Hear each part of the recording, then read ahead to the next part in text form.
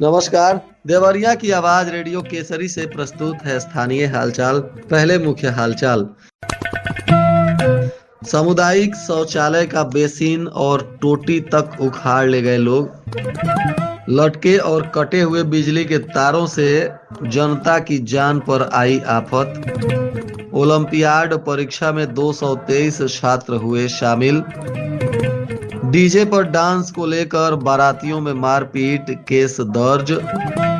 बेटियों के विवाह में सहयोग कर रही है एफआरसीटी संस्था। स्थानीय हालचाल के इस अंक के साथ मैं अनिकेत मिश्र। अब हालचाल विस्तार से। भलुअनी विकास खंड के अंतर्गत बरडीहा दल गांव में स्थित सामुदायिक शौचालय की हालत काफी जर्जर है। प्रदेश सरकार की ग्रामीण स्वच्छता मुहिम के तहत बने इस शौचालय का गेट टूटा हुआ है और टोटियां तक लोग उखाड़ ले गए। मौके पर निरीक्षण के दौरान पाया गया कि शौचालय का गेट का एक हिस्सा पूरी तरह से गायब था, दूसरा हिस्सा भी टूटकर लटका हुआ था। अंदर लगी टोटियां और बेसिन पाइप भी नदारद थे। शौचालय के रख रखाव के लिए एक वेतन भोगी केयर टेकर भी नियुक्त किया गया है, लेकिन वह अक्सर अनुपस्थित रहता है। उसकी गैर मौजूदगी के कारण शौचालय की स्थिति बदहाल बनी हुई है। हालांकि शौचालय खुला हुआ था और उसमें पानी के लिए एक टैंक भरा हुआ मिला। साफ सफाई का स्तर मध्यम दर्जे का था। लोगों की उदासीनता और बाबुओं की लापरवाही से सामुदायिक शौचालय की यह स्थिति देखने को मिली। इधर इसी गांव में बिजली का तार खतरनाक रूप से नीचे लटका हुआ है। सामुदायिक शौचालय के पास ही बिछाए गए ये तार कई जगहों से कटे हैं, जिससे कभी भी यहाँ बड़ा हादसा हो सकता है। ये तार पोखरे के बंधे से ठीक ऊपर से गुजरते हैं, जिससे लोगों को झुक कर निकलना पड़ता है। इसके अलावा इसी पोल से घरों को दिए गए अन्य कनेक्शन के तार भी काफी नीचे लटक रहे हैं। इन तारों के नीचे बड़ी संख्या में पशु भी घास चरते हैं, इनके लिए भी खतरा बना हुआ है। तारों की अत्यधिक कम ऊंचाई के कारण यहाँ से गुजरने वाले पशुओं और आम लोगों के लिए करंट लगने का गंभीर खतरा है। जरा सी असावधानी किसी बड़ी दुर्घटना का कारण बन सकती है।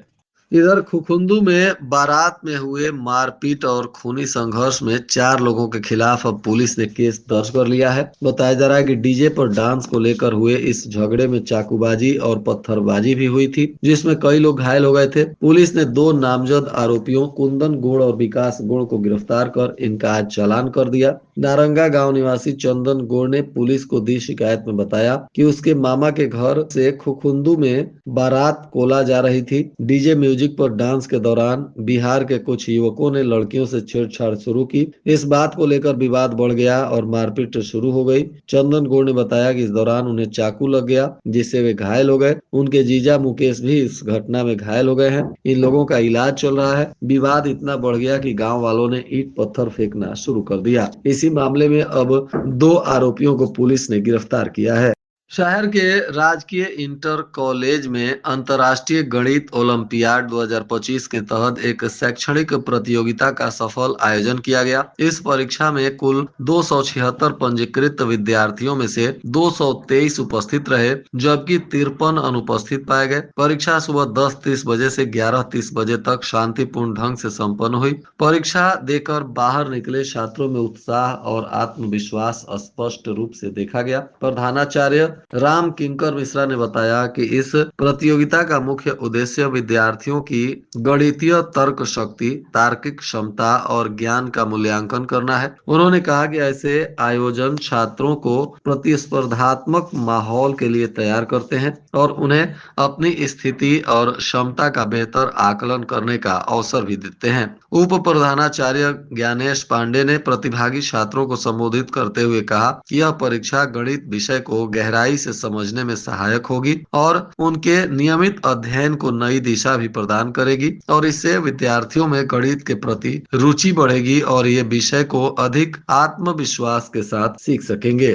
भलुअनी स्थित रामनगर इसरौली के निवासी राम ध्यान कुशवाहा की बेटी के विवाह के लिए FRCT के सदस्यों ने 2,14,567 रुपए का सहयोग प्रदान किया है। यह धनराशि सीधे राम ध्यान कुशवाहा के बैंक खाते में जमा की गई। यह सहयोग 10 नवंबर से 25 नवंबर के बीच FRCT के सदस्यों द्वारा प्रति सदस्य 40 रुपए की दर से सीधे बेटी के पिता के खाते में भेजा गया। इसी तरह देवरिया जनपद के पथरदेवा निवासी राजेश मदेसिया को भी 2,15,822 रुपए की सहायता मिली। नवंबर माह में FRCT संस्था ने प्रदेश में बेटी विवाह के लिए कुल 6 परिवारों को 12,87,878 रुपए की धनराशि प्रदान की। मार्च 2025 से शुरू हुई इस योजना के तहत संस्था के सदस्यों ने अब तक 48 बेटियों के विवाह के लिए 48 लाख रुपए से अधिक का सहयोग किया है। संस्था आकस्मिक निधन और बेटी ब्याह के लिए सदस्यों से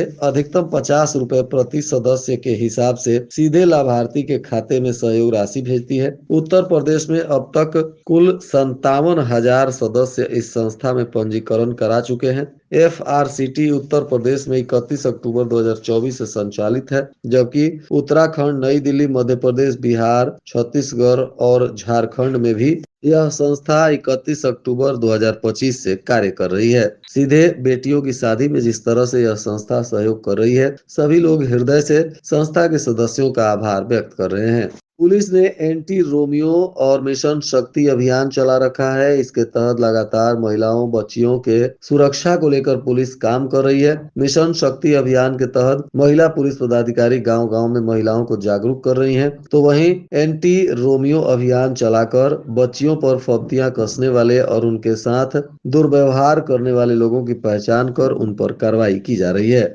शहर के रामलीला मैदान रोड पर पुलिस ने अतिक्रमण के विरुद्ध अभियान चलाया। सड़क के किनारे से JCB के मदद से अतिक्रमण को हटवाने के साथ ही दुकानदारों से सड़क से पीछे ही दुकान लगाने की अपील की गई। इस दौरान अतिक्रमणकारियों में खलबली मची रही।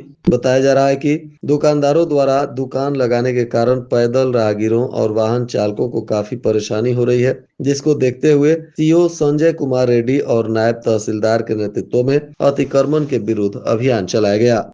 इधर एक दिवसीय निःशुल्क रोजगार मेला का आयोजन राजकीय औद्योगिक प्रशिक्षण संस्थान देवरिया में किया गया। इस मेले में विभिन्न निजी कंपनियों के द्वारा 39 युवाओं का चयन किया गया है, जिससे उन्हें रोजगार का अवसर प्राप्त हुआ। यह आयोजन भारत सरकार और बैतालपुर स्थित ITI के सहयोग से आयोजित हो रहा है। इस मेले में कुल 80 प्रशिक्षणार्थियों ने भाग लिया था। चयन प्रक्रिया में अभ्यर्थियों ने लिखित परीक्षा और साक्षात्कार में हिस्सा लिया। निजी कंपनियों के प्रतिनिधियों ने उम्मीदवारों के कौशल, तकनीकी ज्ञान और कार्य क्षमता का मूल्यांकन करने के बाद 39 योग्य अभ्यर्थियों का चयन किया।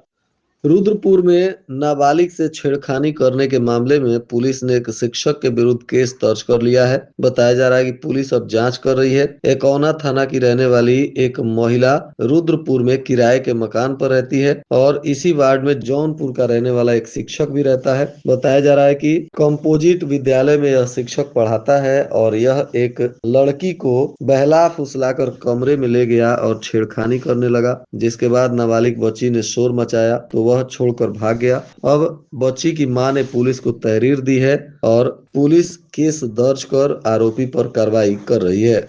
इधर बरहज के लवर्छी बाईपास के पास पुलिस ने एक पिकअप से आधा दर्जन गोवंश को बरामद करते हुए एक तस्कर को गिरफ्तार किया है। बताया जा रहा है कि मुखबिर की सूचना पर पशु तस्कर के विरुद्ध पुलिस ने कार्रवाई की है। जो पशु इसमें जब्त किए गए उन गोवंश पशुओं को कान्हा गौशाला को सौंप दिया गया, जबकि एक गोवंश मृत मिला। CO राजेश चतुर्वेदी ने बताया कि पिकअप से कुछ गोवंशीय पशुओं के साथ एक व्यक्ति को पकड़ा गया है और अब इस पर आगे की कार्रवाई की जा रही है। मेडिकल कॉलेज में करीब 2,500 से अधिक लोग इलाज कराने पहुंच रहे हैं। सभी जगह मरीजों को इंतजार करना पड़ रहा है। पोर्टेबल एक्सरे कक्ष के बाहर भी काफी संख्या में मरीज नोकझोंक करते हुए भी दिख रहे हैं। भीड़ के वजह से मरीजों को काफी परेशानी हो रही है और कई बार धक्का मुक्की तक की भी स्थिति आ जाती है। हालांकि सुरक्षा कर्मी यहाँ लोगों को समझा बुझाकर इलाज कराने में लगे रहते हैं।